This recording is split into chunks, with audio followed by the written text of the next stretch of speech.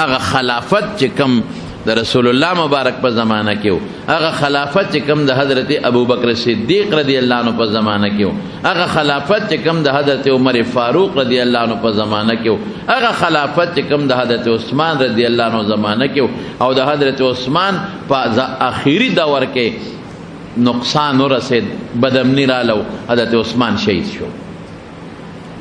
هغه دغه شی غوښته چې دغه خلافت راشي چې د مشرق نه مغربه پورې مسلمان په امني، د مشرق نه مغربه پورې بیت الله په امني، لارې په امني او په اطمیناني، او د مشرق نه تر مغربه پورې مسلمان یو موټی وي، او د مشرق نه تر مغربه پورې مسلمان د الله او د رسول تابعداري کې روان دی. لا غسر ورکړي او قرباني ورکړي.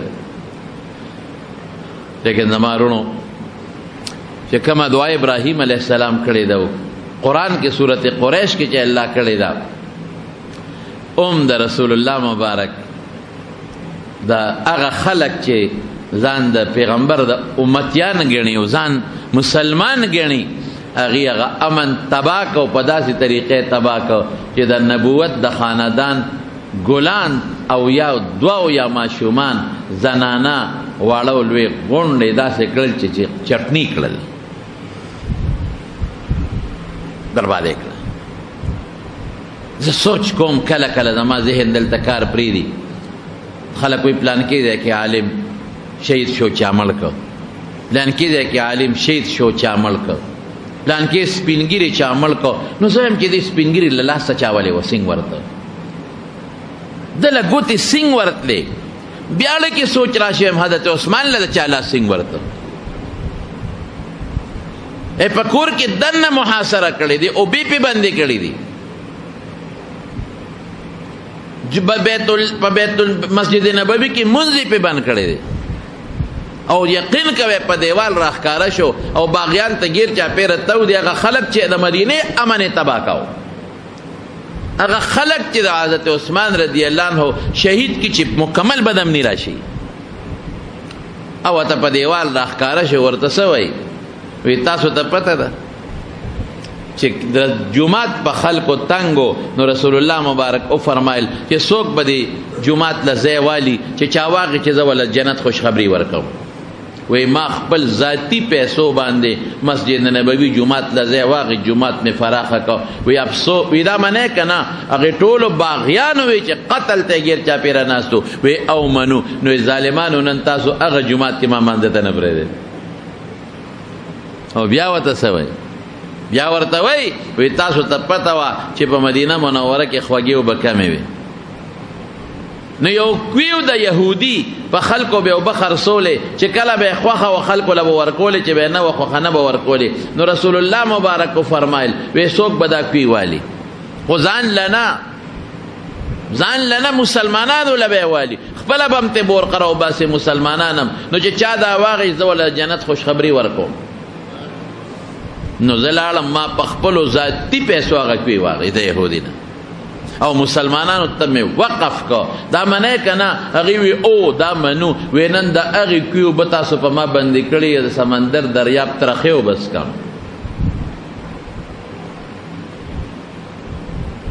زما رونو هم شهید شو، هغه شهادت سره بدامني راله. نو زه یم چې کومې ګوتې د حضرت عثمان رضی الله عنه باندې په توره غزار کوي، کم لاسونه خو ظلم شو کنه. او بیا په قرآن شریف ته باندې کم قرآن شریف ته چې ناست دی هغه د هغې تلاوت کوي او په توره پې غزار کوي او د هغه د ګوتو بندونه د هغه قرآن شریف د پاسه غورځېږي، وینې په قرآن شریف د پاسه غورځېږي.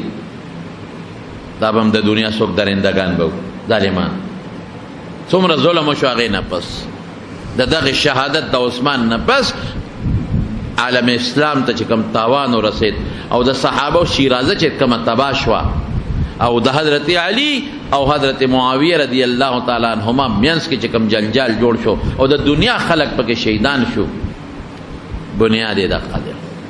هغه لاس هغې له ورغله حضرت عثمان له، کوم حضرت عثمان چې رسول الله مبارک په یو موقع فرمایل، په یو موقع باندې چې حضرت ابوبکر راننوت او رسول الله مبارک هغسې ډډه والې وه، بیا حضرت عمر راننوت او هغې همغسې ډډه والې وه، او چې حضرت عثمان رضی الله عنه راغی نو پیغمبر علیه السلام مبارک نیغ کېناست.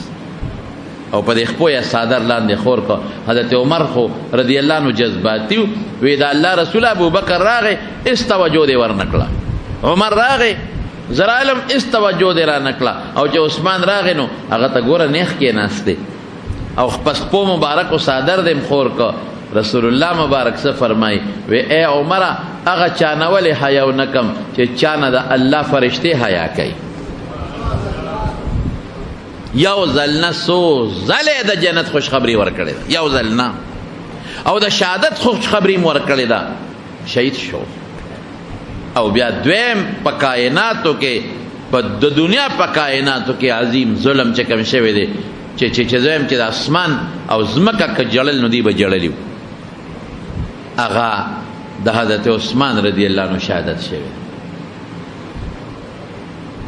او بیا څومره ظلم شهادت نه پس سره ته پرې کوم او سره یوړو عبید الله ابن زیاد له ظالم لا چې کوم د کوفه گورنر دی هغه له سره یوړو او کاسه کې وته سر پیش کدا سي الله دا کمه ګوتې چې د رسول الله مبارک نو سیله ورځي کم نو سي حضور پاک مبارک چې په پمانځه پروتو دا دواړه برال پملا به ورسواره شو.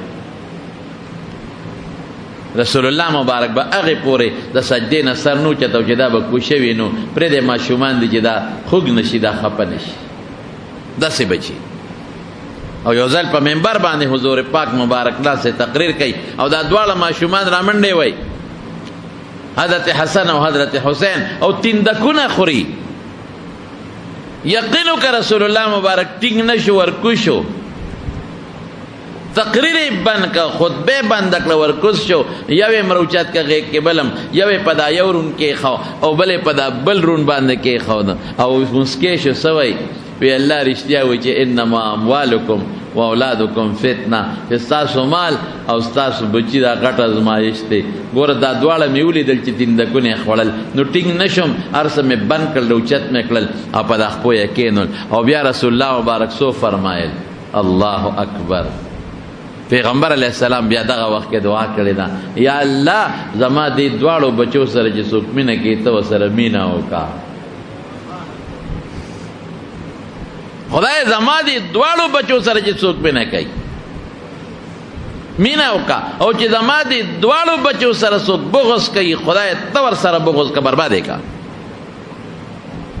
څومره دعا یې ورته کړې رسول الله مبارک.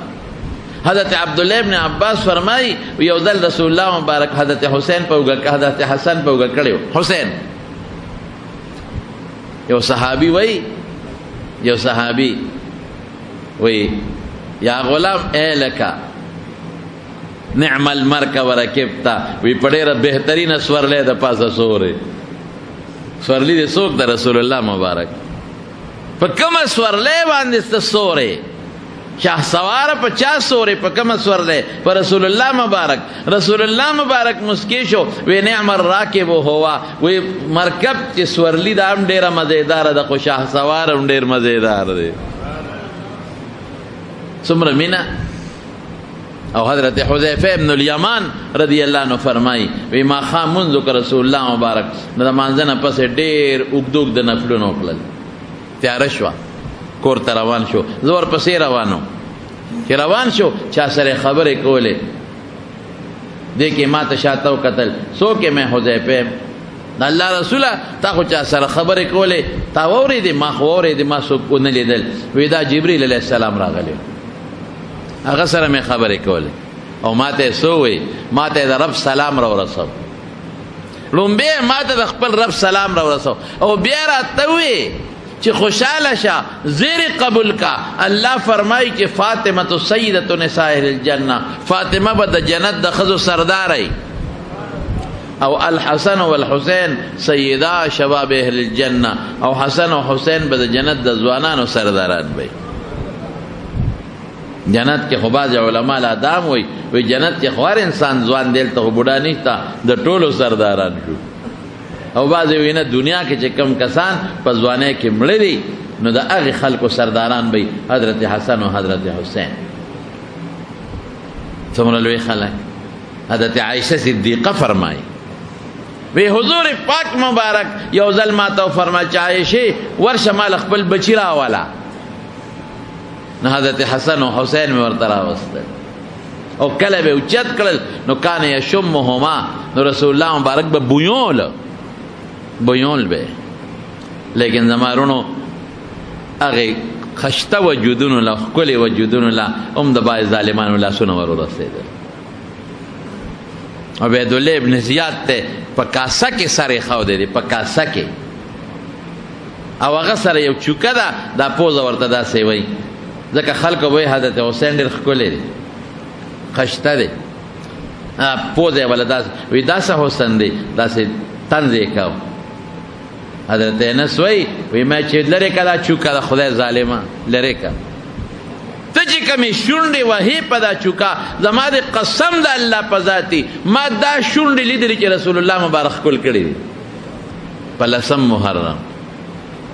د کائناتو لوی بدامني او لوی ظلم چې شوی دی خاندان نبوت ته تیلې ورته کړی دی. دیم وایي زه مسلمان ځان ته وایي چې زه مسلمان یم.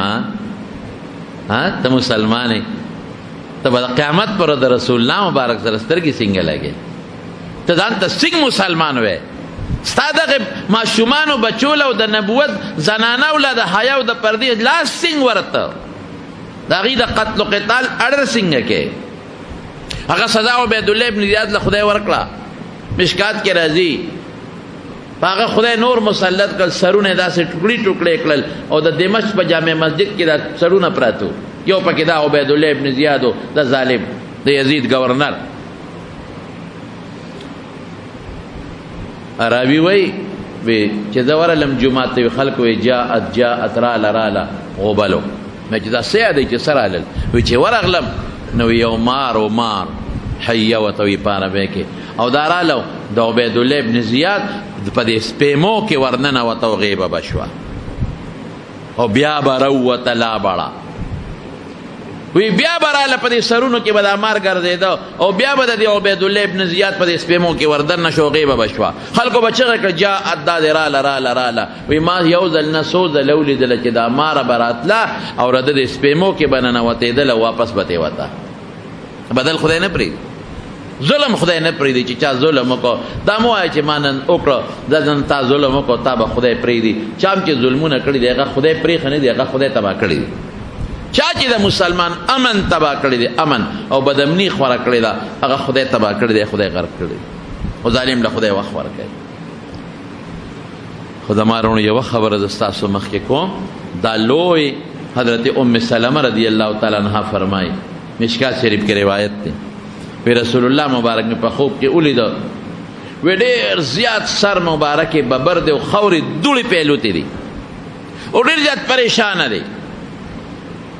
وی میں چې د الله رسول څنګه پریشان دی؟ په ټولو بیبیانو کې اخیري چې وفات شوی دی، دا وفات شوی دی. د الله رسول ولې دونه پریشان دی؟ څه چل شوی دی؟ وی شهدت قتل الحسین عنفا، وی اوس د حسین قتل نه رالم، هغې ته حاضر وم، دی پریشان. او یو بله عبدالله ابن عباس رضی الله عنه فرمایي، وی ما رسول الله مبارک په خوب کې ولیده، لاس کې شیشه وه او پکې څه شی پروت و، وینه وه پکې. ما وی د الله رسوله داسې دي، دا لاس کې دې څه ډېر زیات پریشانه دی. وی بچې د حسین وینه ده په دا شیشه کې ما سره. دا دواړه هغه ورځې وې چې په کربلا کې حضرت حسین رضی الله عنه شهید شوی دی، او دا پیغمبر مبارک پیشنګویي ورکړې وه. احادیثو صحیحو کې ثابته ده چې رسول الله مبارک دا پیشنګویي ورکړې وي، داسې به کېږي. جړلې یو مقام کې وي داسې به زما بعضې خلک وي زما دا بچې به وجلې، ظلم به کوي. 10 تاریخ باندې په کربلا کې دا ظلم شوی، د کائناتو لوی ظلم، د حضرت عثمان رضی الله عنه شهادت. یوازې دا نه، حضرت عثمان هم شهید شوی دی، حضرت عمر هم شهید شوی دی، هغه سره هم ظلم شوی دی، حضرت حسن هم شهید شوی دی، هغه سره هم ظلم شوی دی، حضرت علي په کوفه کې شهید شوی دی، هغه سره هم ظلم شوی دی. دا ټول د یهودیانو سازش و. د هغې کوشش ده چې د مسلمانانو دا غونډ او د اجتماعیت او د طاقت ختم شي او دا ټوکړې ټوکړې شي. زما وروڼو عاشورې ورځ بعضې خلک دې ورځ ته سپیره وایي دا ګورې غلطه خبره ده ښه د جمعې په ورځ چې څوک شهید شي هغه سړی بختوري که جمعه سپیره وي سړی بختور عرفې په ورځ چې څوک شهید شو چا په چا ظلم وکړه نو ته به څه وایې چې دا ورځ سپیره وه او که به چې دا سړی بختور و سړی بختور نو د عاشورې په ورځ چې دی شهیدان شو نو دا ورځ بختوره وه او دی هم بختور و چې شهادت ولا خدای پاک په یو عظیم الشان ورځ باندې ورکړ په دې ورځ لسو پیغمبرانو ته خدای پاک خوشحالي ورکړي او دا ورځ به رسول الله مبارک روژه نیوله د رمضان روژې چې نوې فرض بیا به یې دا روژه نیوله او چې بیا کله مدینې منورې ته رسول الله مبارک هجرت وکړو نو په مدینه منوره کې بیا یهودیانو به دا ورځ روژه نیوله نو هغې نه یې تپوس وکړه تاسو دا روژه ولې نیسئ وی دا موسی علیہ السلام په دې ورځ روژه نیولې ده وی الله پاک په دې ورځ موسی علیہ السلام د فرعون نه او د هغه د ملګرو نه بچ کړ او د هغه دشمن د موسی علیہ السلام په مخ کې بحر قلزم کې غرق کړ نو موږ د هغې د شکرې د وجې دا روژې نیسو رسول الله مبارک وی او فرمایل نحنو احق بموسی منکم زمونږ خو زیات حق دی چې د موسی علیہ السلام تابعداري وکړو نو صحابه ورته وی چې مخکې څنګه نیوله هم اقصې روژه جاري وساتئ او چې کله وفات کېده نو په هغه کال یې وفرمایل لئن بقیت الی قابل لاصومن التاسعه که آینده کال ته پاتې شم زه به نهمه ورځ روژه م ورسره نیسم د دې وجې نه زموږ علما لیکي چې که یوازې لسمه څوک نیسي نو دا مکروهه ده محققین فقها دقسې لیکي نو نهمه لسمه دواړه ورځ روژه نو د عاشورې د ورځې سبا نهمه ده او د اتوار ورځ په لسمه ده نو انشاءالله تاسو ټول ملګري چې څومره یې دا دوه ورځې روژې ونیسئ ښه دومره روژې رسول الله مبارک فرمایي د عاشورې د ورځې روژه د یو کال د ګناهونو کفاره د یو کال ګناهونه ورسره خدای پاک ختموي